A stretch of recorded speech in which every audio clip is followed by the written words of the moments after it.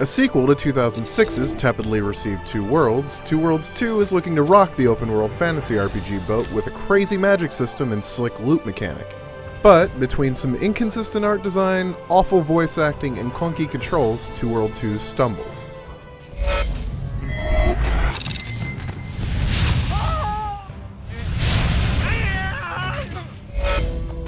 Two Worlds 2 is mostly your typical dark fantasy setting. There's orcs, monsters, spells, and swords. The story revolves around your quest to rescue your sister and topple the Dark Lord Gandahar.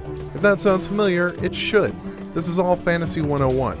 Sadly, Two Worlds 2 looks like it went shoplifting at the Fantasy Depot and left with a haphazard collection of styles that don't really fit together.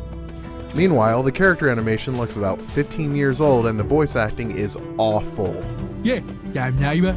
There's so many cows. Yeah.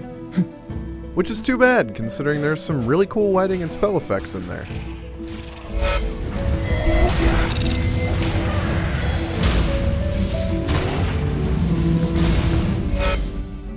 Two Worlds 2 has some great ideas on paper. The loot system allows you to break down almost any item you want to upgrade your other gear.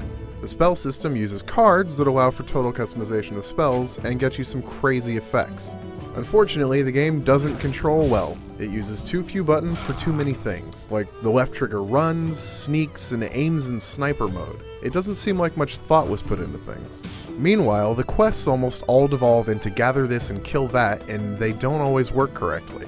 Two Worlds 2 will also kill you at the drop of a hat, which makes constant saving practically required.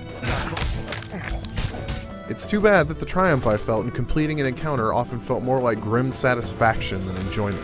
However, I was surprised by the multiplayer mode. It allows for deathmatch-style games, a limited co-op campaign separate from the main story, and even an Animal Crossing kind of village mode.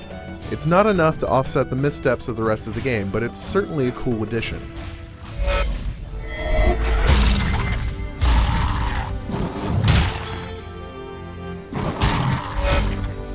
Don't get me wrong, there's some fun to be had in Two Worlds 2, but you're going to be digging for it. The multiplayer offers something other games in the fantasy RPG genre have largely ignored, but the control, quest design, and presentation issues are universal across the game. If you're starved for a hard-as-nails action RPG and can look past those problems, Two Worlds 2 might be worth checking out. Just be prepared to have your resolve tested, repeatedly. For more on Two Worlds 2, check out IGN.com.